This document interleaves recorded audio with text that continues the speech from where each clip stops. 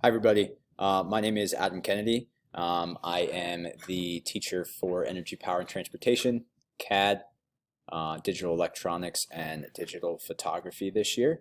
I'm excited to have your students this year. It's been a great year so far. I'm excited to talk a little bit about the program, what we do, and a little bit about myself as well. So, if this works, here we go. My name again is Adam Kennedy. I graduated in 2019 with my undergraduate degree in technology and engineering education. I actually just finished my master's degree from Millersville this summer as well. Entering my third year at Cocalico. This is my first year at the high school. I taught at the middle school here for 2 years previously. I'm the head wrestling coach at the middle school, and I'm also the advisor of the TSA Club, which is the Technology Student Association. A couple things about me. I love the Steelers. I'm a huge Penn State fan. Excuse the bell. I love fishing, hunting, being outdoors. I love watching 76ers play as well.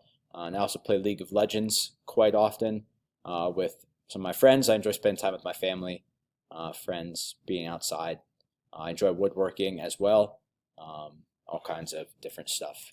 Okay? Another thing that I did this summer that was pretty cool is I went skydiving. I hate heights, but it was a really cool experience for me. I will never do it again. But it was really awesome for me to have that opportunity. I may or may not have been forced into it, but it's over with, and I'm happy it is, that's for sure. To start, this is Energy and Power Transportation is where we're going to start. So essentially, this class is pretty much what it sounds. We pretty much interact or take a look at how the world interacts with different facets of transportation, energy, and power. Okay? So for instance, we take a look at transportation systems like airplanes and trains and cars and see how they produce their power. We talk about mechanical power, kinetic and potential energy. We talk about energy sources, renewable, non-renewable. We talk about home wiring.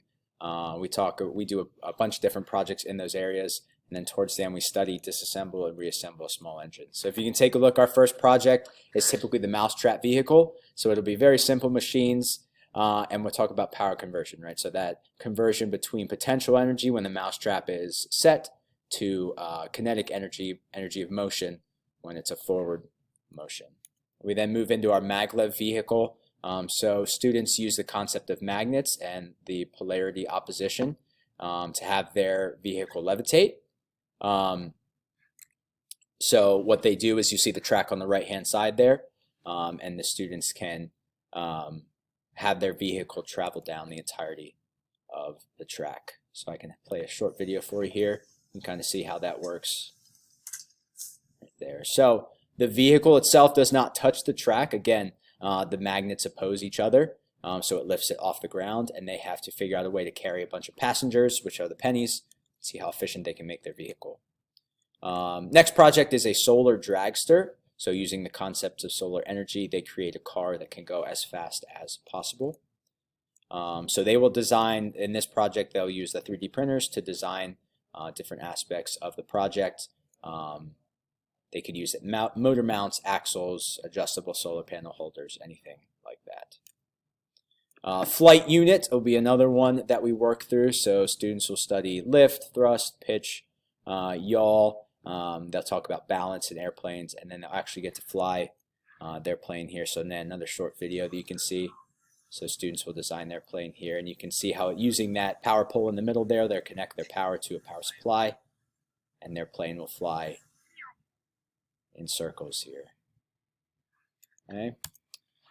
Next, we have an energy unit where we talk about all kinds of different energy generation sources in terms of both renewable and non-renewable sources. We do a wind turbine activity where they design their wind turbine and see how much power that it can be generated. So they'll connect it to a motor. Depending on how fast that motor spins, we connect it to a voltmeter. We can see how much power that generates. We do a home wiring unit as well. So given different scenarios in terms of home wiring, the students can have opportunities to see how to fix simple circuits, install a receptacle, light switch, etc., and how to do so safely. And then last but not least, we do a four-stroke small gas engine. So they will fully disassemble, measure the tolerances, make sure everything fits back together, fully reassemble, and then test their engine. So we get to use a bunch of different tools, processes, etc.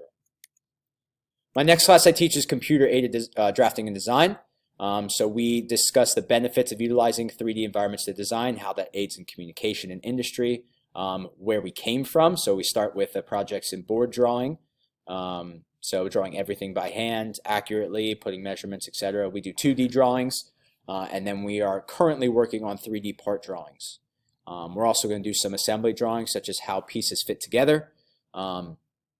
And then we are going to work our way into an architecture unit. So we are going to talk about how houses are built, the process that goes into it, and then the students will culminate that entire project in the building of an entire house, obviously in a virtual environment. So they get to build their dream house. They get to put anything that they want in there, the backyard, the driveway, everything will be their decision on how to create that.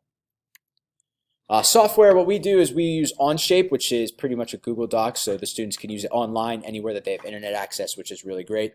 We also use Revit, that is going to be our architecture software. So like I said, the first half, students will do board drawing, Onshape, some 3D modeling, parts assemblies, problem-solving activities, etc. So currently, we are having students redesign marker holders for in the center of our whiteboard tables. And then, like I said, that second half is going to be Revit. So we are going to be doing architecture. We'll look at floor plans, elevations, foundations, and then finally culminate in that house model. Next is going to be digital electronics. So this class is part electronics, part robotics. So initially we explore basic concepts concerning electronics, generation of power, circuit components. Then we break down the circuits themselves into the types of circuits. So their series, parallel, combination, etc. We talk about the components and their specific function, how circuits connect together, what they need to function, and more. So we do a bunch of circuit tests with those as well. So we'll test for voltage, amperage, resistance, do a bunch of different readings with our multimeters, and then we build circuits from basic schematics. So currently, students went through activities involving soldering, designing different circuits, and through that complete process. What I should have said is currently we are actually exploring robotic systems. So right now we are going through coding process. We are going through designing robots to fit a certain task. So currently we are working through a design challenge where students are tasked with scoring as many points in a game, and they're designing their robots so that they can push golf or push soccer balls, throw footballs over a wall to try and get as many points as possible. So again, our first project was a similar experience to this. It wasn't the exact same circuit, but we did some ideas with circuit schematics, where components need to go, connections between those, and then installing and soldering the components. Okay, our next project was our robotics unit. So again, this is a little bit of the game that we're working on right now, as you can see on the right. So students have to use their robot to pick up and deposit the soccer balls, and there's also footballs that we use in ours as well. Okay. I also teach digital photography. Admittedly, that is a new class for me, so I don't have a lot of examples with that. This will be my first time teaching that, but essentially it'll be the principles of digital photo editing. So we'll be using Photoshop to edit different pictures, aid in their quality, edit different things such as the hue, the saturation, the lighting, all kinds of stuff in those photos. We'll also talk about the principles of correct camera settings, picture taking practices, how to get the ideal photo, and that'll be multiple self-guided projects that will allow for the personal touch and the creativity of the student to really shine. So there's a couple classroom rules that I just wanted to highlight. So something that I stress on is bathroom breaks, beginning and end of class. I also let them do work time, or they should not be at the beginning or end of class. So what I like to do is I start every class period. We debrief about what we're supposed to do today, questions that they may have, expectations for the day. And then at the end, I essentially do the same thing where we just talk about what happened, questions they still have, what we're going to do tomorrow, etc. So I really push for students to take those breaks in the middle of class when we're working on our projects. I do let them use headphones. I feel like for a lot of them, they enjoy the time to just kind of listen to their music or their podcast or whatever they do and work on their projects. Students cannot use headphones when they're on machinery, just so they're focusing on exactly what they're supposed to do. and then I ask that they just take them out when they are speaking with me so that we can have a good conversation. One thing that I really stress on is the substitute policy. So if a student is written up by a substitute, guest in our classroom, I do write them up and give them a detention for that. And then again, this is my first year, so I've just been asking students to stay flexible, make sure that they're honest and open with me. If projects don't work out well, we talk about it, we hash it out, we make sure that things work out as they should. A couple classroom behavior expectations. I just ask them to be on time, being safe, respecting others. Again, especially in our area, there are so many different projects and so many different ways to solve problems. Everybody should be respectful of others and the way that they do things. I think that's been great so far. Food or drink, we try and keep that in the lab and not in the work area, just so it doesn't spill on projects, machinery, etc.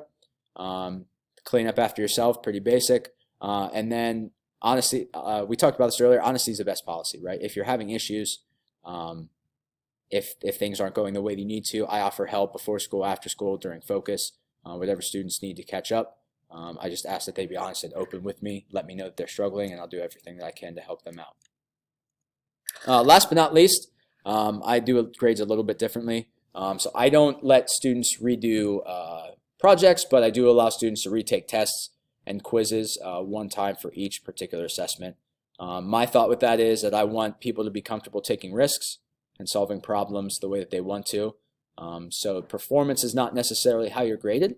I do want you to finish projects. So what I allow is I allow students to turn in projects as late as they want to. If we move on and they're still working on something else, they have the time to do that. Again, before school, after school, I'm open to let them redo projects. I just want a successful test is what I'm looking for. So how you get there is up to you. If it's successful, that's great. If it's not, we keep working on it to make it that way. Okay? And I do have an open door policy whenever they want to chat about grades. Happy to listen to them and plan accordingly. Okay?